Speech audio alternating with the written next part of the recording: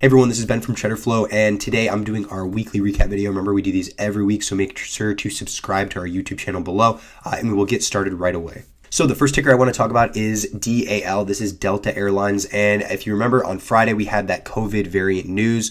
It's like the Omicron variant, and as a result, the market did fall 2.2%, I believe it was, at least the S&P 500 did, which is quite a bit. We haven't had a day like that in a while, so that was something to raise eyebrows on, but as a result, all the airlines fell quite a bit.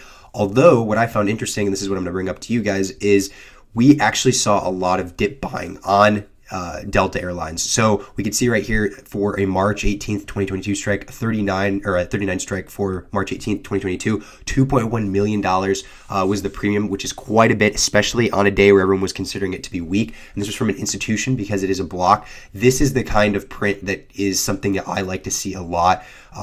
There is a potential that I could join them maybe on Monday if it looks like it's going to continue to be strong, but it's also good to see that there was other ones before it as well. For February right here, another March one over there, and for all of these we're over 100,000 in premium. So we'll go check out the chart over here. So Delta on the chart actually looks really good. This is a pin bar candle, so what that means is we fell all the way down to this lower part of the candle here and actually got picked up quite a bit, which is a bullish sign.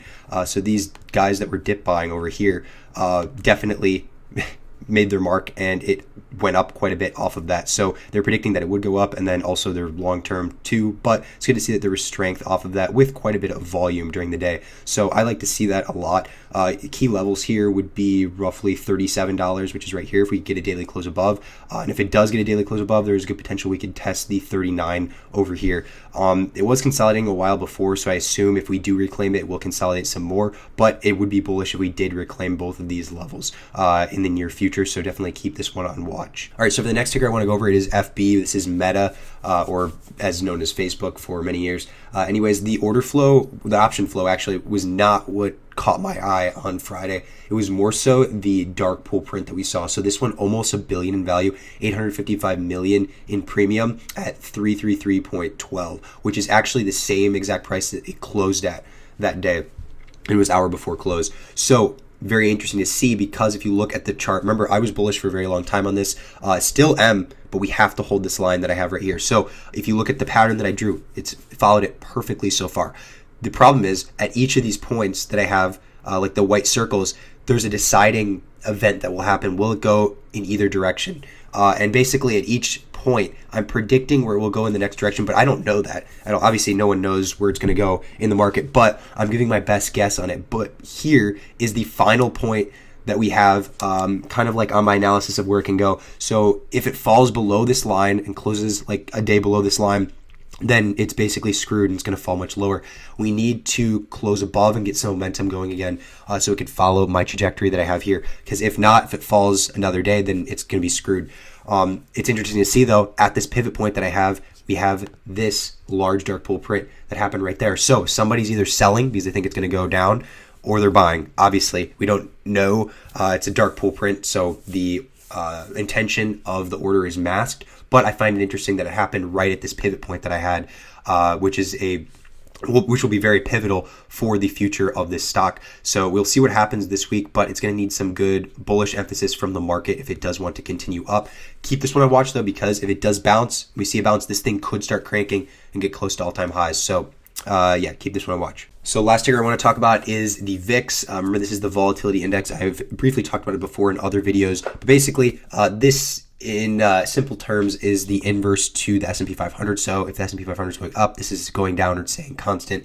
If this is going up, the VIX, then the S&P 500 is most likely going down. It doesn't always work that way, but it's basically based on the options for the S&P 500. So we saw a lot of bullish flow on this, which means we're going to see downside for the S&P 500, which is exactly what happened on Friday. Although there's quite a bit of orders that we saw on Friday. So a lot of people believing, especially with the strikes that we're seeing here, that this will actually go higher, which would mean that S&P 500 would go much lower.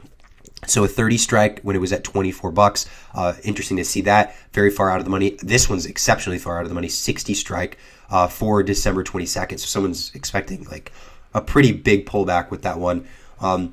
These have some decent premium on it as well. But nevertheless, this is something to be watching for.